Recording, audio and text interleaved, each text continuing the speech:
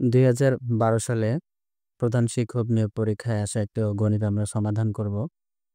গণিতটি হলো, একটি বানর 13 মিটার উঁচু পিচ্ছিল বাঁশের মাথায় উঠতে প্রথম সেকেন্ডে 3 মিটার ওঠে এবং পরবর্তী সেকেন্ডে 1 মিটার নেমে আসে। বাঁশের মাথায় উঠতে বানরটির কত সময় লাগবে? এখানে সময় বের করতে বলছে। আমরা একটা চিত্রের মাধ্যমে একটু বোঝার চেষ্টা করি যে এটা একটা বাঁশ। এই বাঁশের দৈর্ঘ্যটা বলা হচ্ছে যে 13 মিটার পুরোটা। এখন আ প্রথম সেকেন্ডে 3 মিটার ওঠে। ধরলাম যে প্রথম সেকেন্ডে 3 মিটার এই জায়গাতে উঠলো।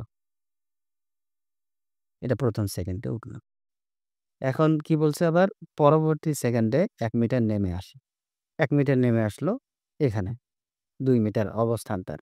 এখানেও তার 1 সেকেন্ড অতিবাহিত হলো। এটা দ্বিতীয় সেকেন্ড। তাহলে কি যে সে যে 2 মিটার এখন অবস্থানে আছে বা 2 মিটার উঠলো বানরটা, তার ব্যয় হলো কত? 2 সেকেন্ড। তাহলে এটা আমরা একটু লিখে রাখি যে 2 মিটারে সে ব্যয় করে হচ্ছে 2 সেকেন্ড।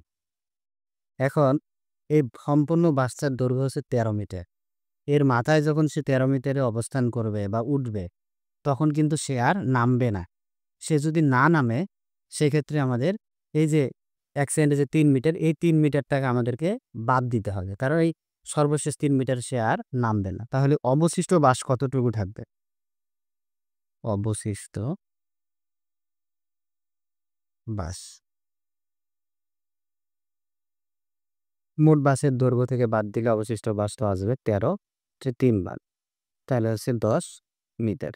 আচ্ছা, এটা 10 মিটার থাকতেছে। এখন যদি আমরা অঙ্ক খুব সহজে ঐকিক নিয়ম করি তাহলেই করতে পারবো যে কি? এই যে 2 মিটার, 2 মিটারে উঠতে তার ব্যয় হয় 2 সেকেন্ড। তাহলে 1 মিটারে 2 ভাগ 2 সেকেন্ড। অতএব 10 মিটার। 2 গুণন হচ্ছে 10 ভাগ 2 সেকেন্ড। 10 কে 2 দিয়ে কাটলে 5, তাহলে 5 দুগুণ 10 সেকেন্ড। এই যে 10 সেকেন্ড এটা কিন্তু আমাদের উত্তর না। কারণ এই যে মাথায় উঠতে সর্বশেষ যে তার 3 মিটার ছিল, এই যে 3 মিটারতে এটার জন্য কিন্তু তার 1 সেকেন্ড দেয়া হয়েছে। এই 1 সেকেন্ড এই 10 সেকেন্ডের সাথে যোগ করতে হবে। তাহলে হবে উত্তর 11 সেকেন্ড। তাহলে উত্তর হচ্ছে এই গ 11 সেকেন্ড।